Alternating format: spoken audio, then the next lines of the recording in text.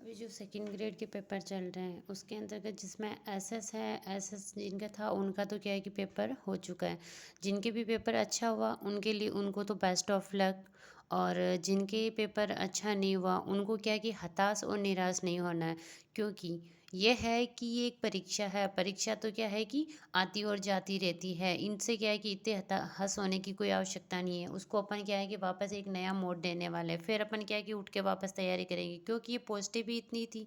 जैसे कि कहा जाता है ऊँट के मुँह में जीरा, जितनी पोस्ट है। जैसे कि एसएस के अंदर कहते हैं 70 पोस्ट है, और एसएस में बच्चों की तैयारी करने वालों की भरमार पड़ी है, और उसमें 70 पोस्ट क्या है कि मायने नहीं रखती है। क्योंकि सरकार है कि जो वैकेंसी आती है उसमें छोटी छोटी पोस्ट निकालती है, थोड़ी थोड़ी पोस्ट निकालती हैं। और उसमें क्या है कि कुछ पोस्ट हैं तो पहले से ही रिजर्व हो जाती है, पैसे दे के हो या कैसे भी हो। पर ये है कि हो सकता है कि पेपर लीक ना हुआ हो या कुछ भी नहीं हो। पेपर का लेवल है वो क्या कहता हार्ड था।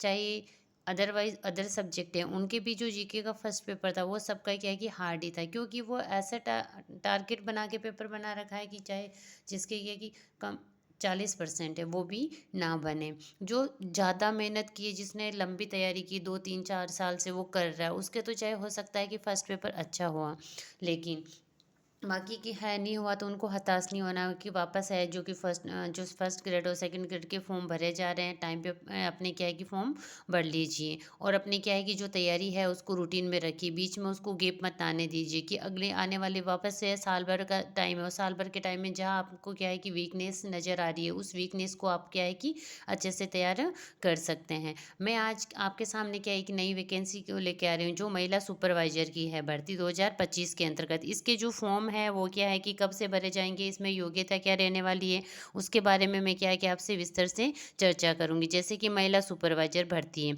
इसमें पद कितने 20,500 इसमें पद रहने वाले। योग्यता है 10वीं 12वीं और 8वीं पास व्यक्ति है क्या किसी को महिला है वो उसके में क्या फॉर्म भर सकती है। जैसे महिला सुपरवाइजर है, महिला सुपरवाइजर की देखो ये पोस्ट है 8,359 पद है। उसमें 35,500 सैलरी रहने वाली। ये किसके लिए? 12th पास के लिए।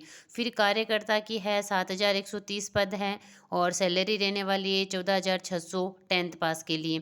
फिर आशा सहयोगिनी है, उसके 5,041 पद हैं, 12,600 उसकी क्या की सैलरी रहने वाली है, और योग्यता है उसकी 8th पास। एग्जाम है, एग्जाम सब्जेक्ट क्या रहेंगे? सामान्य ज्ञान रहेगा, रीजनिंग रहेगी, कंप्यूटर रहेगा, और इसका टाइम कितना है कि 2 घंटे का रहेगा।